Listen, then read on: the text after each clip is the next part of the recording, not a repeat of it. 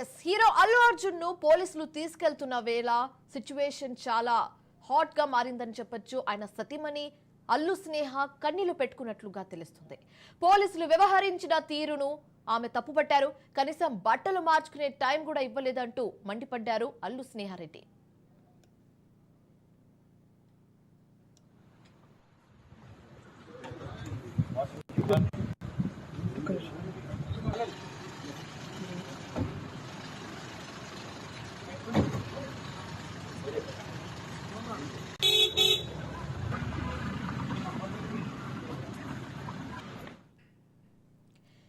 Yes తగ్గేదేలే పుష్ప 2 సినిమాలో Allu Arjun dialogue ఇదే.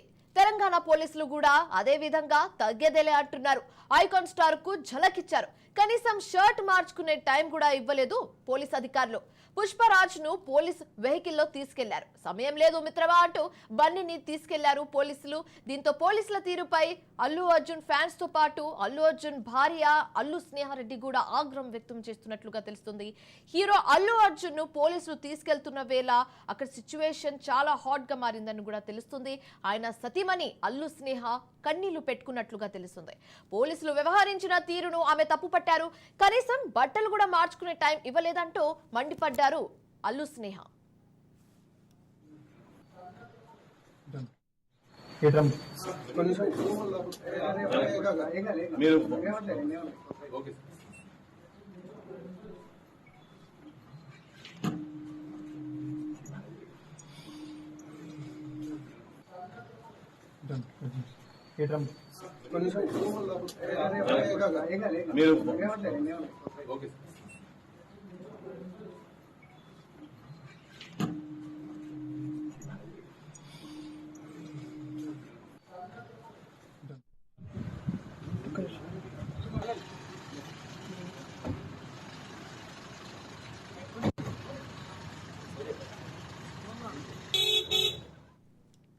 ఎస్ తగ్గేదేలే పుష్ప 2 సినిమాలో అల్లు అర్జున్ డైలాగ్ ఇది.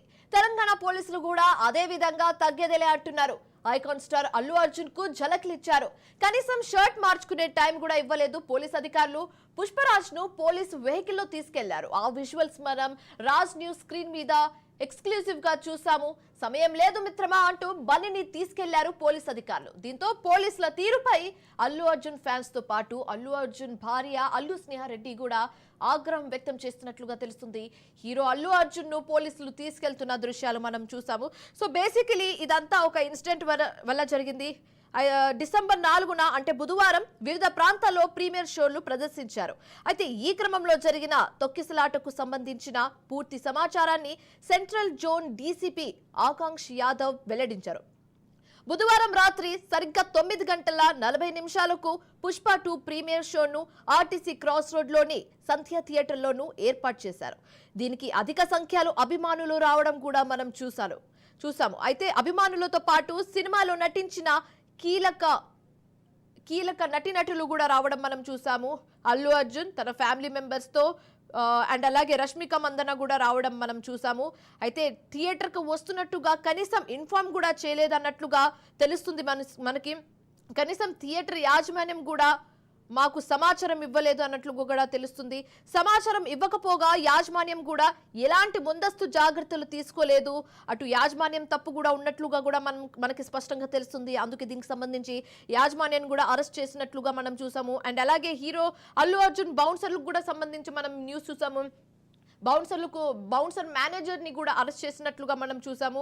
అయితే యాజమాన్యం కూడా ఎలాంటి ముందస్తు చర్యలు తీసుకోలేదు. పబ్లిక్ ను అదుపు చేసేందుకు థియేటర్ ఎంట్రీ అలాగే ఎగ్జిట్ లో ఎలాంటి ప్రైవేట్ సెక్యూరిటీని కూడా ఏర్పాటు చేయలేదన్న విషయం మనకి క్లియర్ కట్ గా తెలిసిపోయింది.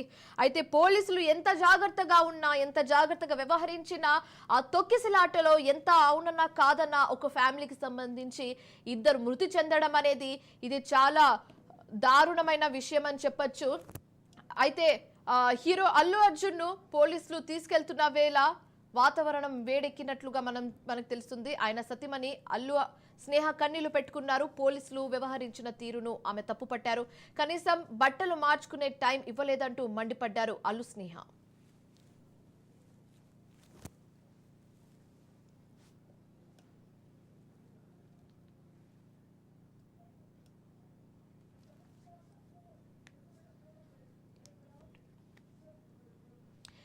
ఎస్ అల్లు అర్జున్ పై 105, 118 క్లాస్ 1B, 1BNS సెక్షన్ల కింద కేసు నమోదైనట్లుగా తెలుస్తుంది. 105 సెక్షన్ కింద నాన్ బెయిలబుల్ కేసు పెట్టారు పోలీసులు. BNS 118 క్లాస్ 1 కింద ఏడాది నుంచి 10 ఏళ్లు శిక్ష పడే అవకాశం ఉన్నట్లుగా లాయర్లు చెప్తున్నారు. సినీ హీరో అల్లు అర్జున్ ను చిక్కట్పల్లి పోలీసులు అరెస్టు చేశారు. దీనికి సంబంధించి తాజా సమాచారం మా ఇన్పుట్ ఎడిటర్ చిదంబరం అందిస్తారు. చిదంబరం, చెప్పండి. అల్లు అర్జున్ కి ఇది పెద్ద షాక్ అన్నట్లుగా తెలుస్తుంది. కొన్ని సెక్షన్ల కింద కేసులు కూడా నమోదు చేయడం మనం చూస్తున్నాము.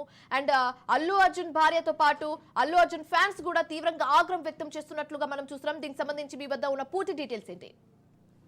అయితే ఈ కేసుకు సంబంధించి మొదటి రోజు తొక్కిసలాట జరిగినప్పుడు కూడా రాష్ట్ర వ్యాప్తంగా దాని మీద పూర్తి స్థాయిలో వ్యతిరేకత అన్నది మనకు వ్యక్తమైంది. అంతేకాకుండా అక్కడ ఎలాంటి రక్షణ చర్యలు లేకుండా ఒక సెలబ్రిటీ తన ఫ్యామిలీతో అలాగే సినిమాకి సంబంధించిన క్రూతో వచ్చి అక్కడ సినిమా చూడడం ఏంటి, నిజంగానే సినిమా చూడాలి అనుకున్నా లేకపోతే ఫ్యాన్స్ని మీరు కలవాలి అనుకుంటే దానికి వేరే ఆప్షన్స్ ఉంటాయి. అలా కాకుండా అలాంటి చిన్న థియేటర్లో, అందులోనూ ముఖ్యంగా ఎంట్రీ ఎగ్జిట్లకు సంబంధించి కొద్ది రకమైన డిఫరెంట్ ఒపీనియన్ ఉన్న ప్లేస్లోకి రావడం ఎందుకు అన్నది ఒకటి.